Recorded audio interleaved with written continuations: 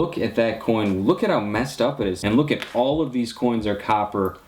No way, guys. We have another King George VI right there. These are hard to find as it is. I usually find about one of these every 2 boxes, and we just got 2 in the same roll. Hello everybody, and welcome back to Quin Coins, your home for treasure hunting of all kinds. Today we have a good old-fashioned coin roll hunt for you. We're going to be looking through this $25 box of pennies, and we're going to be searching for any interesting and valuable coins that we can find. So guys, without any further ado, I'm going to go ahead and grab the very first roll of the box and see if we can get lucky on this first roll. I love to do the first roll live, so that's what we're going to go ahead and do here. And sometimes I get lucky, usually I don't. I haven't been super lucky in the past doing the very first roll live. Basically just gonna be looking for wheat pennies, and dang guys, the second coin in the roll ends up being a wheat penny. If we can get this to focus here, take a look at that. It's got a beat up edge there. Something happened. That's definitely post-mint damage, not an error. But it's a 1953 Denver right there. Nice beat up coin, but that is going to be a wheat penny. The second coin in this box ends up being a wheat penny. That gives us off to a good start. So let's see if we can get a 2 wheat roll. And honestly guys, that is a very, very good sign for this box. That's a nice looking 1961 right there. It's not going to be worth any points on the score sheet that we have in the back of the placemat here, but it is a nice coin to pull out. I do occasionally pull out coins that look nice like that, especially if they're in the older years like the 1960s or 70s. So it doesn't look, guys, it doesn't look like we're gonna have any more other than that coin right there, like I was just talking about, guys.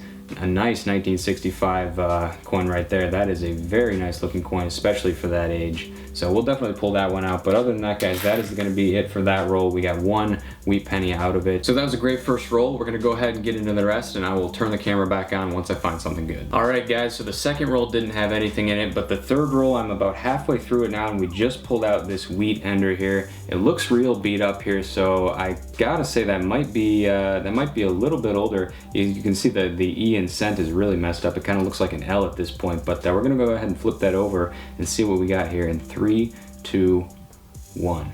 Okay, so it's not that much older. It's just been in circulation a long time, I suppose. 1956 Denver. Still a nice find, though. It's always good to pull another wheatie out. Let's go ahead and see what we have for the rest of this. I see a Canadian right here, but I don't think it's going to be very old. Nope, it's not looking like it is. This is probably going to be from the 70s or 80s, so we'll go ahead and see. Yep, 1979 right there. I still pull out the Canadians, though. There's actually another one right there, and actually, guys, look at that. That's actually really nice. Take a look at that, guys. That is a young head, so it's going to be at least 1964 or older, and it actually still has some of its luster left on it. That's a nice looking coin. Let's flip that over and see what we have for a date on that. Okay, so 1964, that is the most common young head that you find, but very rare to find them with that much luster left. That is a nice looking coin. Very good roll so far, guys, and we do have another Canadian right here, but it's a little bit younger, 1969 on that one. So that is a 3 Canadian roll, and one of them happened to be a really nice looking coin. That's it for that roll, guys. We'll go ahead and get on to the next one and see what else we can find. All right, guys, so I just opened the very next roll, and I'm seeing a lot of good things here. I don't see anything confirmed yet, but I turned the camera on just in case we have something here. This one looks like it's going to be the most promising. It looks really old, so let's go ahead and reveal the date there. Nope, that one is not going to be a wheat penny. That's just an old beat up 1964. Let's check some of these other ones though. That one's a 1982. Here we have a Canadian right here. That is a 1983. And guys, I really do think that we are going to get another wheat penny in this roll. There just looks like to be a lot of old copper here. So I don't know though, it's actually not looking so good anymore. That's also a 1964, another one that I thought was going to be a wheat penny. And actually it looks like there isn't going to be anything in that roll, so we will just go ahead and get out of the next one. I guess I was wrong on that one. Alright guys, so it looks like I was actually wrong about the enders on this box. I didn't check them very thoroughly, I guess. We do have an ender here. It is a 1964 young head, just like the one that we found a little bit earlier. Of course, this one was in much better shape than this one. As you can see, there's a lot more luster left on this coin. But that is an ender right there, so I'd like to open the ender rolls live. Just in case, you know, there's anything else in there. So I'm going to go ahead and grab that ender first. I see another coin that I'm interested in right there, so I'll show you guys that in just a minute here. But let's take a look at that ender there. As you can suspect, as we said, it is a 1964 young head. And it's in decent shape, definitely not as good as the other one. But why don't we go ahead and take a look at this coin right here. This coin looks really beat up, and okay, so it turns out to be a Canadian. Wow, that is really messed up. The date, you can't even read it. Looks like somebody hit that with acid or something. But actually there's some interesting looking coins in this roll. That one looked really old, but it's not. It's 1974. Let's just go ahead and dump out this roll and take a quick search through it, because I see a lot of copper in this particular roll. So I'll just do a brief search through here, looking for anything older. If you can find any wheats, that'd be really nice. But so far I'm just seeing memorial backs. Like I said, guys, just doing a quick search here for wheats. There is a 1959. Unfortunately, that is not a wheat penny. That is the first year of the memorial cent, and that would have been really nice to see a wheat back on that one, because that would be a rare error. But it doesn't look like there's going to be any other coins in that roll, guys, so we will go ahead and get on to the next one. Alright guys, just a couple rolls later, and the second coin in this roll happens to be a 1951 wheat penny. That is our third wheat penny on the box. 3 out of 10 rolls. If we keep this up, we're gonna have, just like I said, 15 wheats. That would be an amazing box. But yeah, that's a really nice coin right there, 1951 plain, and it's in pretty good shape as well. So why don't we go ahead and set that one down and just briefly look through the rest of this roll to see if we have anything else. There's a Canadian right there. I'll set that aside. And a nice looking 1981 Denver right there. Set that one aside as well. And just looking for anything old, anything nice looking. Doesn't look like we have anything in that category, so I'll go ahead and take a look at this Canadian here. That is a 1977, very cool, and 1981. So that's about it for that roll, guys. We'll get on to the next one and see what else we can find. Okay guys, we've been on a bit of a dry streak here. We're about 5 or 6 rolls later. We finally just pulled out another wheat penny right here. It came out wheat side up, so we're gonna go ahead and flip that and see what the date is in 3, 2, 1. 1944, very common wheat penny right there to find. Definitely see that a lot. I get about one of those every single box. It's that common. But like I said, guys, it's another wheat penny, so cannot be mad about that.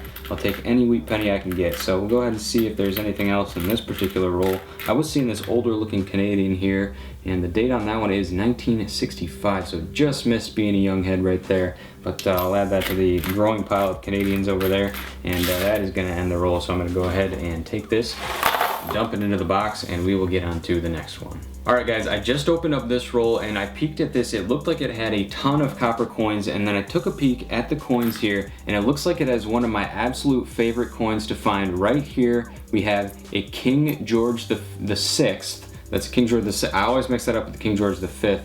But look at that coin. Look at how messed up it is. Someone's really messing with this coin, guys. Take a look at that, 1949. And look at all of these coins are copper.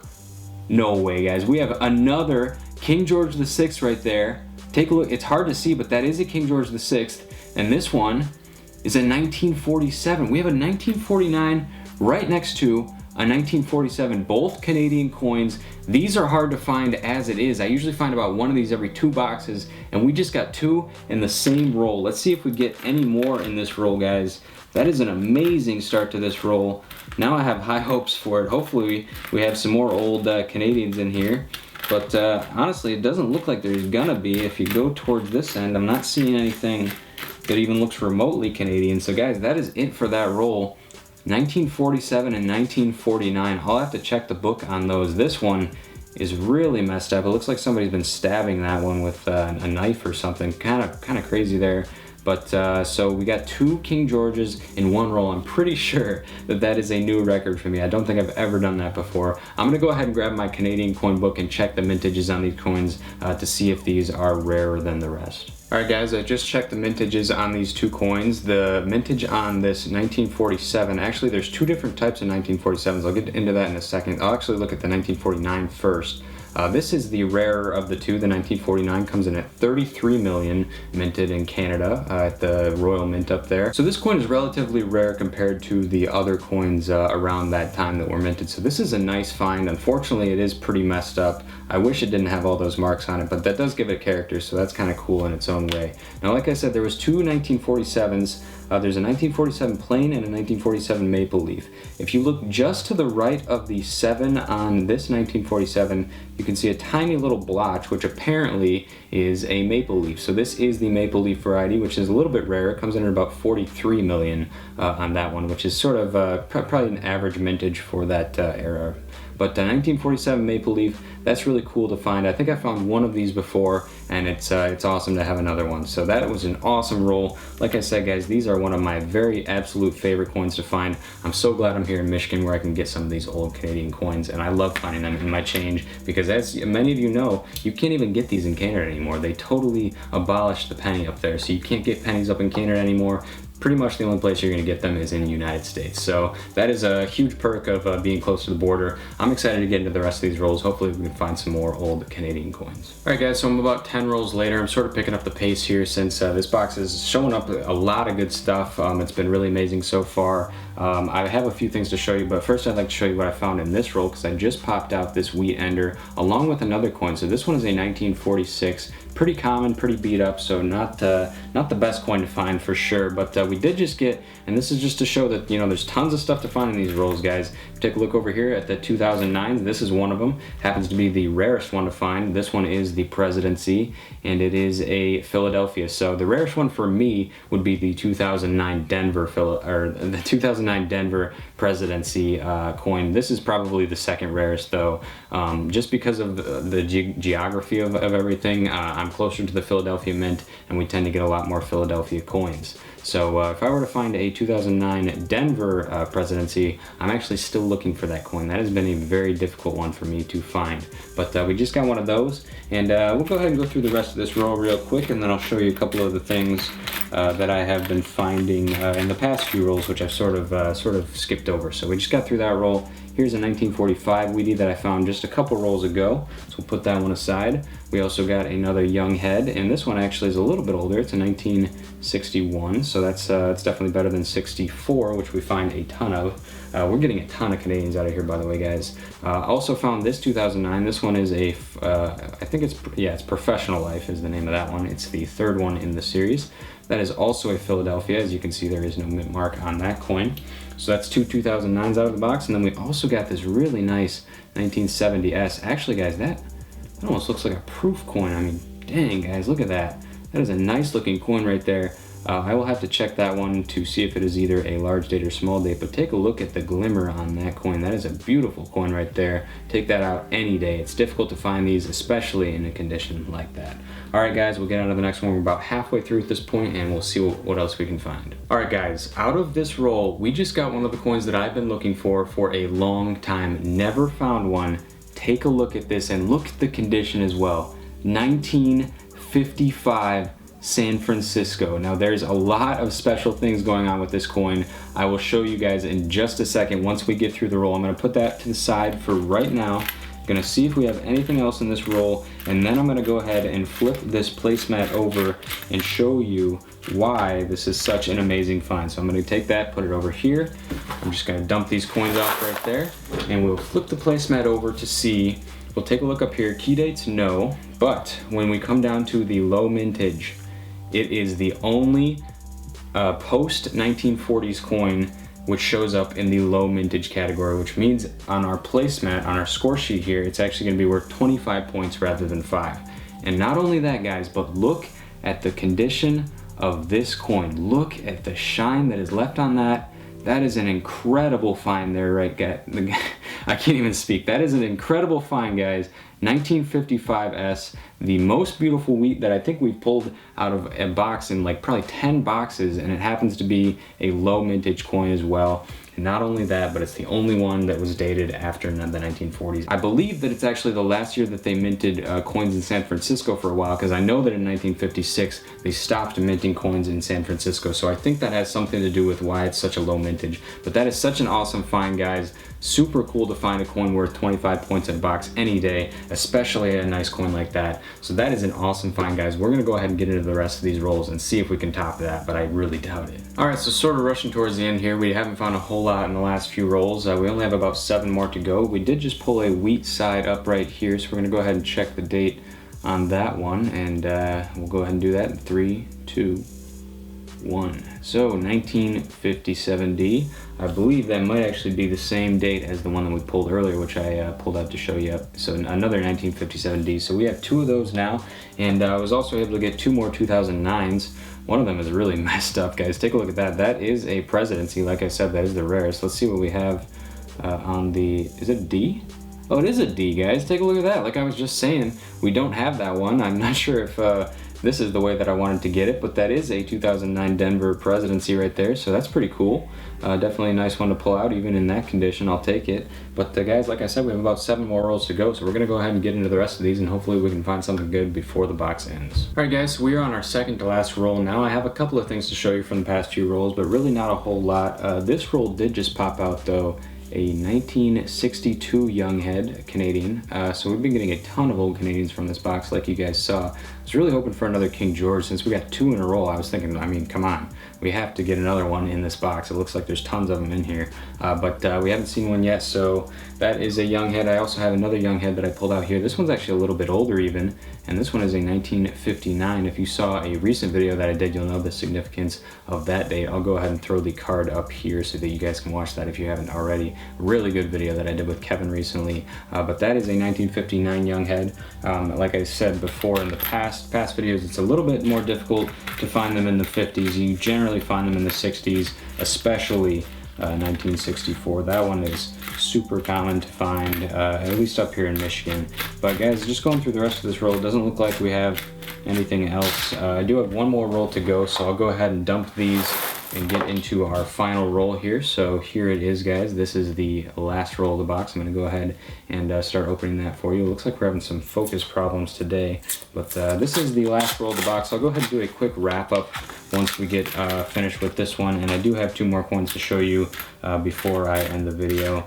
But like I said, guys, this is the final roll of the box. Hoping to get something here to finish off strong, but I typically don't find that to be the case.